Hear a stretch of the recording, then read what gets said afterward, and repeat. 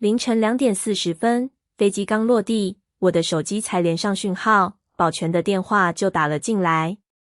對方沒有寒暄，只問江總，你凌晨2點13分，為什麼進了19樓禁區？我停在登機廊橋口，第一個動作不是回答，而是低頭看包。公司的工牌還扣在包帶上，卡套沒有拆過，連我習慣纏在扣環上的細繩都還在。2點13分，我把時間又問了一遍。那個時候，我還在2000公里外的高空，手機關着，飛機甚至還沒開始下降。保全那邊翻了幾秒記錄，語氣更慎重了。系統顯示是你的員工編號，19樓門禁，認證成功。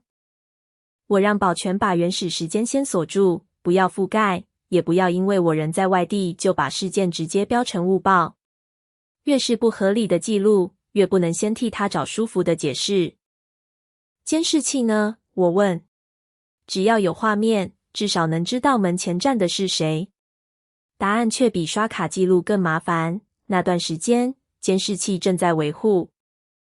我把登機證和落地通知一起截了下來，直接傳過去，先別下結論。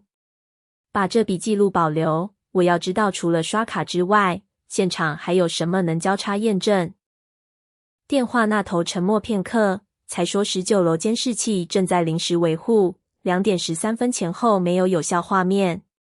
原本最簡單的答案，偏偏在最需要的時候缺了一塊。我沒有再爭辯。人不在公司，只能證明我沒親自進去，卻不能解釋為什麼我的名字會出現在那扇門上。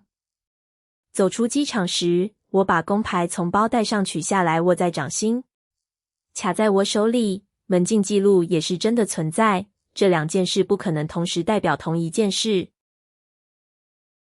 早上8點多，我還沒把門禁問題理清，收購委員會先把另一個數字推到我面前，20.904億元。那是競爭對手的新報價，只比我們先前的收購上限高出 0.5%。會議室裡沒有人需要提醒，所有人都知道這個數字意味着什麼。韓靜元把文件合上，看向我，昨晚19樓出現你的門禁，今天對手就貼着我們的底價報。這件事沒查清楚以前，江瑤不適合繼續碰專案。有人把目光從報價表移到我身上。昨晚那筆門禁本來只是資安異常，現在突然有了最容易被接受的解釋，我進了禁區，然後底價流了出去。我知道這種時候越急着替自己辯護，越像在和一條已經成型的故事硬碰。我需要先拆掉故事裡最關鍵的那一個連接點。我沒有回他一句，不是我。那種話現在沒有價值。我只問，你說的底價是哪一版？韓靜元沒有回答版本，只把話題拉回風險控制。他主張立刻暫停我的系統和文件權限，由他接手最後出價。說到昨晚行程時，他還特別補了一句，11點後自己就沒再回公司。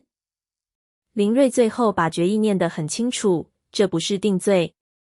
江瑤暫停專案權限24小時，初步調查也在24小時內完成。韓靜元已經開始安排接手後的工作，我卻連原本的資料夾都打不開。失去權限的感覺很直接，我不是少看幾份文件，而是每晚一步，就多一個決策會在沒有我的情況下被做完。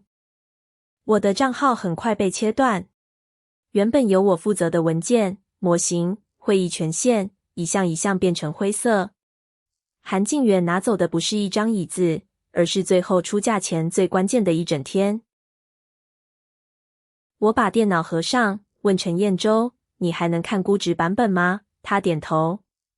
我把競爭對手的20.904億元寫給他，只交代一句，先別猜人，先告訴我這個數字到底貼着哪一版。如果對手真的拿到了我們最新的底價，那19樓的異常確實可能和洩密有關。可如果不是，所有人現在相信的因果就有問題。24小時的倒數已經開始，我失去大部分權限，卻也因此更確定第一步不能追着嫌疑人跑，而是先把那個數字問清楚。陳彥洲把第3和第4兩個版本並排放到我面前，沒有先給結論，只讓我看最上方的估值上限。20.8億元是第3。昨晚完成的第4已經下修到17.9億元，中間不是小幅調整，而是整套風險判斷變了。對手的 20.904 貼的是第3，陳彥洲指着計算欄，跟第4沒關係。我讓陳彥洲再算一次，不用近似值，不用印象。結果沒有變。對手的價格是沿着第3往上貼，和第4之間根本沒有那種精準關係。這個差別很重要。要是有人真在昨晚闖進19樓，目的又是偷最新底價，他沒有理由最後只帶走已經作廢的舊上限。我盯着那兩個版本看了幾秒。昨晚真正改變估值的是與新最大客戶合約裡的控制權變更條款。這條風險一旦成立，原本的 20.8 就已經失去意義。更重要的是，第3不是只鎖在19樓。它在2天前還是正式工作版本，高階交易成員本來就合法接觸過。我把原先的問題劃掉，重新寫了一行。如果不進19樓也能拿到第3，那凌晨2點13分那筆門禁到底證明了什麼？陳彥洲看了我一眼，你懷疑那不是偷資料？我只知道現在沒有證據能把出現門禁直接等同偷了最新底價。我把2個版本收在一起，先查門有沒有真的開。第一次，這件事出現了一個能被驗證的破口。對手拿到的不是最新數字，19樓那筆記錄也就不能再被當成理所當然的答案。羅維把一般刷卡報表調出來時，我沒有看第2遍。我指着同一個時間點問他，我要的是門詞，不是認證記錄。他皺了皺眉，刷卡成功就是進門，通常不需要再看門詞。今天不是通常，我把飛行記錄和第3、第4的版本差推到桌面中央，2點13分，這扇門到底有沒有物理開啟？幾分鐘後，另一條時間軸出現在熒幕上，2點05分到2點20分，19樓禁區門的狀態始終沒有變化。熒幕上的門詞曲線平得近乎無聊，沒有開啟，沒有短暫彈回，也沒有任何能和2點13分對上的動作。羅維伸手把報表往自己這邊拉，也可能是感應器沒有回傳。我沒有讓這句話停在可能性上，只回他，那就拿同一扇門過去半年的記錄來。我抬頭看羅維，門沒開，他很快接了一句，可能是門磁感應器故障。那就查故障，我沒有跟他辯。半年維修和異常記錄被調出來後，同一扇門前乾淨淨，沒有任何一次同類故障。羅維的手停在鍵盤上，過了好一會兒才說，門禁有維護測試模式。工程測試時可以直接輸入員工編號，系統會產生一筆模擬認證。羅維補充，這個模式原本是給工程測試用的，不代表有人真的刷卡，也不一定會帶動門鎖。這正好解釋了為什麼認證記錄存在，門磁卻完全沒動。我問，一般管理界面看得出來嗎？很像真刷卡。服務層會有標記，但普通報表不會特別顯示。那一刻，問題徹底變了。我的卡不一定被複製，也不一定有人拿着我的卡靠近19樓。只要有人碰過那套測試工具，我的名字就能被放進記錄裡。我把時間寫回2點13分，我要知道那個時候有沒有設備真的執行過測試，還有誰碰過它。19樓的維護排程很快被翻了出來。凌晨1點50分到2點20分，監視器和門禁都被列入臨時測試，剛好完整蓋住2點13分。另一張設備表上，整段平板 T07 在測試開始前被領出。問題是簽領欄只留下模糊的高階主管代碼，單看這張表，誰也不能直接指向。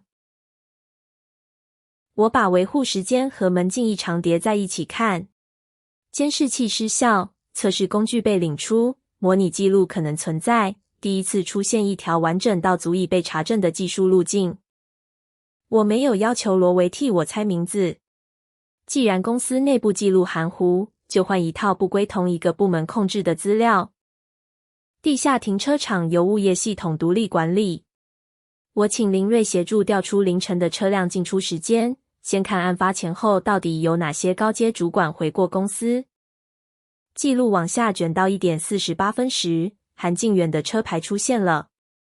我重新翻了一遍早上的會議記錄。韓靖遠那句11點後沒再回公司，沒有任何模糊空間。現在停車時間把這句話變成了另一個需要解釋的問題。早上的會議裡，他說自己11點後就沒再回公司。那句話我當時只是記住，現在第一次和一筆獨立記錄正面撞上。陳彥洲低聲問，要不要現在問他？我搖頭。回公司不是罪。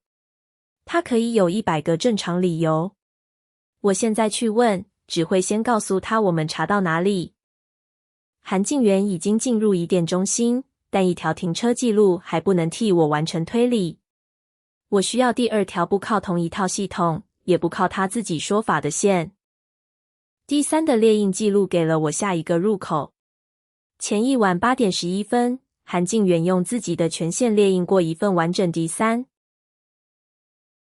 這本來不違規。第三當時仍是正式工作版本，他也有權準備董事會資料。真正不對勁的是，他早上才說自己最近只看過最終版摘要。我把這個矛盾先放到一邊，接着看他接手專案後做的第一批安排。原定上午進行的風險說明被移到下午4點半，最終報價的截止時間卻在4點。韓靖遠在會議上說得很乾脆，對手已經壓過我們，先把價格提到21.1，風險細節下午再補，不然這樁交易就沒了。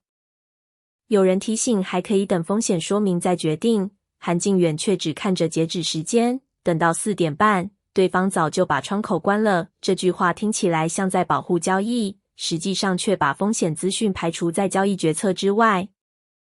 我沒有跟着討論輸贏，只讓陳彥洲重新把第四最核心的風險說一遍。與新最大的客戶合約有控制權變更終止條款，一旦收購完成，接近一半營收都可能動搖。這就是第四從20.8降到17.9的原因。不是我們突然保守，而是標的本身的價值基礎被改寫了。我把自己前一晚發出的提醒調出來，字不多，卻寫得很清楚。估值存在重大下修風險，隔天應先討論再決定出價。那不是事後補上的警告。如果韓靖遠只是比我更敢冒險，那是商業判斷不同。可他一面知道風險尚未說明，一面把說明時間推到截止後，事情就不再只剩激進2個字。更麻煩的是，韓靖遠不是完全不知道。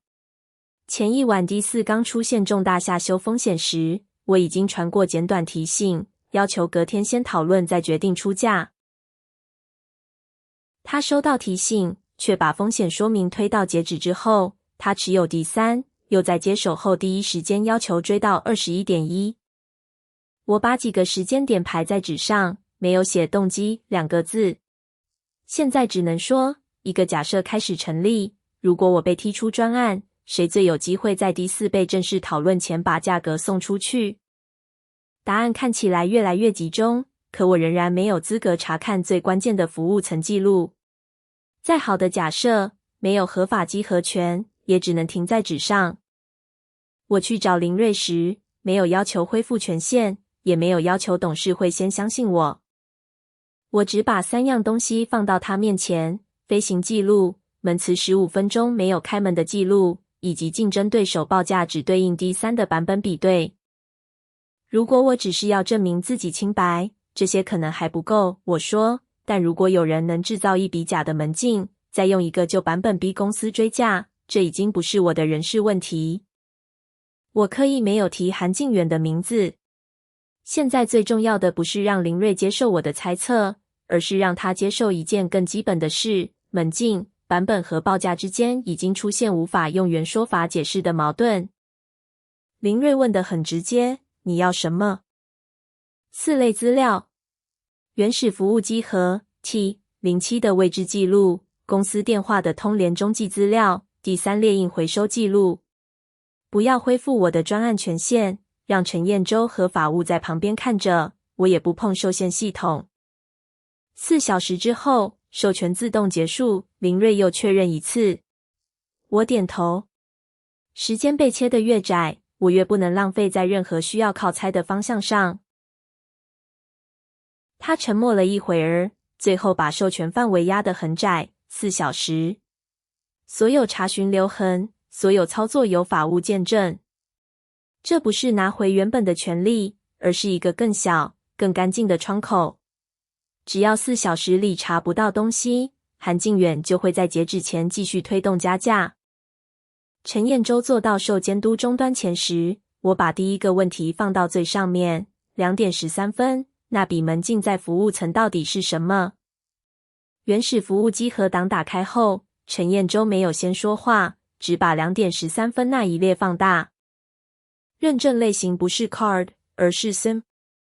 陳彥洲把游標停在類型欄，法務也往前靠了一點。普通刷卡會留下 card。現在這一列卻清楚標着 SIM， 沒有第二種讀法。我盯着那3個字母，之前所有模糊的可能性一下被切掉了一大半。那不是實體工牌被讀取，而是一筆模擬事件。同一列往後還有設備來源 T07， 正是案發前被領出的那台診斷平板。這也解開了前面的另一個矛盾。刷卡報表看起來像有人成功進門，實體門磁卻沒動，因為系統裡發生的從頭到尾都只是一場模擬。我讓陳彥洲繼續查位置。T07 在2點12分到2點14分連的是地下機房附近的公司 Wi-Fi， 不是19樓。所以那扇門沒開，是因為做記錄的人根本不在19樓。我把這句話說完，卻沒有再往前推。設備在哪裡，還不等於誰在操作。物業的獨立影像接着被調出來。1點57分，韓靖遠進入設施走廊。2點24分，他從同一方向離開。我把影像時間、Wi-Fi 時間和 SIM 時間並排。3條線重疊得很漂亮，但漂亮不等於完整。我還是不能把韓靖遠在附近寫成韓靖遠操作了 T07。這段時間剛好包住 T07 製造 SIM 記錄的時間。韓靖遠被問到時終於承認凌晨回過公司，但立刻補上一個理由，設施那邊有冷氣警報，我只是順路下去看。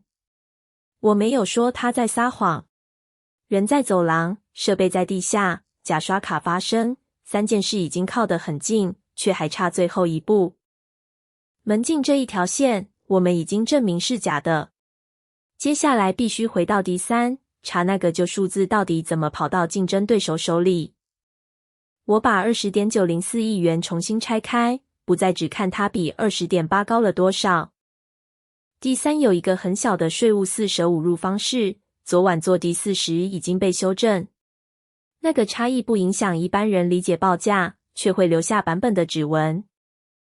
競爭對手的新數字完整保留了D3的計算結構。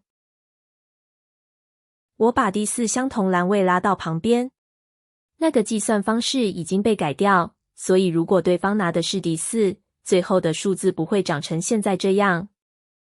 這代表對方不是靠市場行情猜到一個接近的價格，而是拿到了D3的具體結果。至少在這件事上，我不需要猜。列印回收記錄又往前推了一步。前一晚其他D3副本都在11點前交回。韓靖遠8點11分列印的那份沒有出現在回收清單裡。通聯記錄沒有內容，只有號碼、時間和通話長度。這反而讓界限更清楚。我能證明的是接觸發生過，不能替那6分鐘填進任何不存在的台詞。接着是公司手機的通聯中繼資料。對手出價前，韓晉元的公司手機和競爭對手交易負責人的公開商務號碼通了6分鐘。陳彥洲提醒我，沒有錄音，這只能證明通過電話，不能證明談了什麼。我把每一張資料都標上來源。物業、服務層、文件回收、公司電話，彼此不是同一套系統。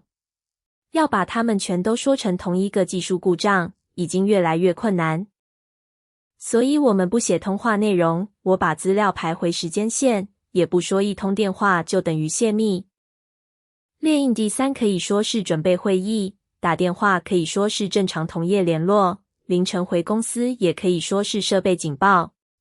單看每一項，韓晉元都有解釋。可當第三的數字指紋、未回收紙本、通聯時間、假門禁和凌晨返場放在同一條線上，真正的問題已經不再是哪一項能單獨定罪，而是這些事為什麼都往同一個結果推。4小時窗口快結束時，我沒有再追新的資料，能查的關鍵點已經夠多，再多一條邊角記錄只會浪費最後的決策時間。我把飛行、門詞、SIM、T07、停車、第三版本、列印與通聯資料全部按時間重新排好，然後去找林瑞。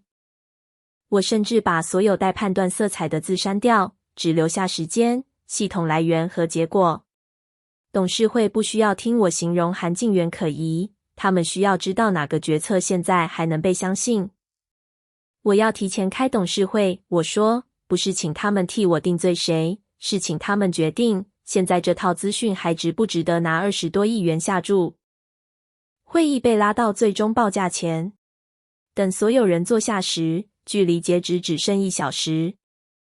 韓晉元把先送出去說成保留機會，因為一旦錯過截止就沒有回頭路。可我心裡更清楚，正因為沒有回頭路，才不能在關鍵資訊被拖延的情況下先下注。韓晉元先開口，內控可以查，但不能拿調查脫掉交易。21.1先送出去，至少把主動權拿回來。有人同意先搶標，也有人要求先聽風險。整張長桌被切成2種完全不同的選擇。我沒有拿不存在的錄音，也沒有準備一句“他就是兇手”。我只把第一張時間線投到熒幕上。最後1小時，我要證明的不是某個人夠不夠可疑，而是公司已經沒有資格假裝眼前的報價環境仍然可信。第一張，我放的是自己的飛行時間。2點13分，我不在公司。第二張不是刷卡報表，而是門詞。2點05到2點20分，19樓那扇門一次都沒有開。我接着把服務層記錄放大。2點13分，這筆事件不是 card， 是 SIM。來源設備 T07， 當時連在地下機房。這4項放在一起，只回答一個問題：凌晨2點13分，沒有持卡人進入19樓。我的名字出現在系統裡，是因為有人用測試設備製造了一筆模擬事件。韓晉元靠在椅背上，語氣仍然平穩：設備測試出錯，最多證明資安管理有問題，跟我有什麼關係？我換到下一組時間。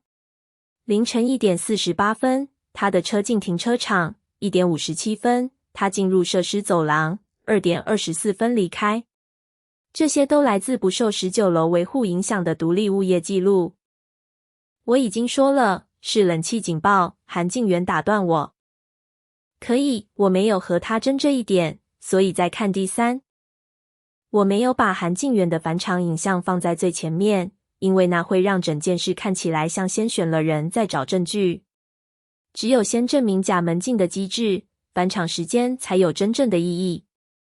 8點11分，他列印完整第三。當晚其他副本都已回收，他那份沒有。競爭對手隔天爆出的 20.904 億元，又保留第三特有，在第四已修正的4捨5入結構。最後是那通6分鐘的公司電話，沒有錄音，我也不聲稱知道他說過什麼，他只證明在對手出價前，持有 D3 的人和對方交易負責人有過直接接觸。桌邊有人問，你是說韓靜源把 D3 給了對手？我停了一下才回答，我說的是，我們已經能證明對手拿到 D3，也能證明持有 D3 的人在關鍵時間和對方有直接接觸。通話內容，我不知道。我不願意用一個還沒有證明的句子去填最後的空白。因為如果我也開始用猜測取代記錄，那我和一開始把門禁等同洩密的人沒有差別。韓靜源把幾張資料分開推回來，回公司，列印文件，打商務電話，全都是正常工作。你們現在只是把正常行為拼成故事。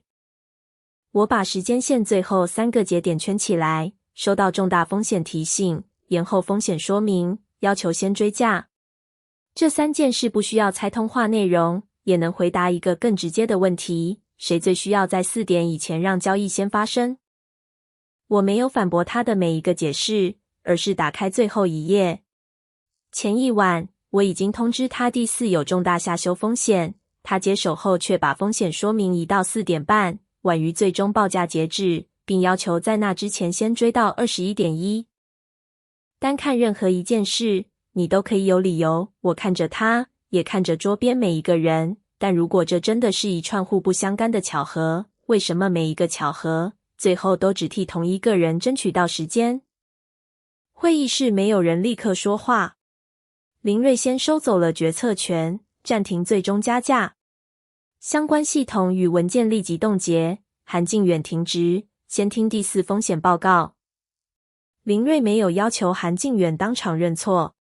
他只問董事會，現在是否還願意在資訊完整性已經被破壞的情況下送出不可逆報價？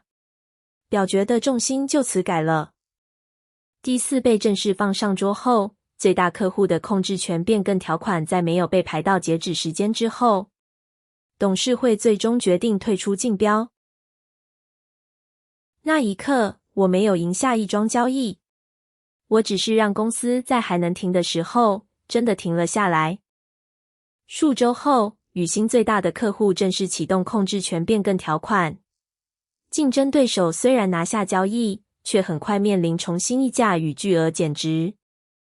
那封結果通知傳進公司時，沒有人再問我們當初為什麼沒有多出那2000多萬去搶。D4的風險被現實證明了。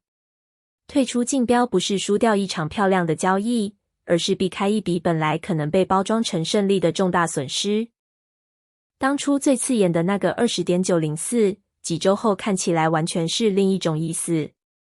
它不再代表我們差一點輸掉標案，而是提醒我，公司差一點被不能輸3個字推進一個更大的坑。獨立調查也走完程序。韓靜源被確認濫用設施測試權限，製造假門禁記錄，並違反重大交易資訊治理規範，最後離開公司。羅維因測試模式和設備領用管理失當接受內部處分，之後配合把維護權限與日常門禁記錄重新分開。陳彥洲完成獨立技術佐證，林瑞主持後續制度修正。董事會把新的治理工作交給我，不是因為我需要一個補償，而是因為原來的流程已經證明不能再照舊。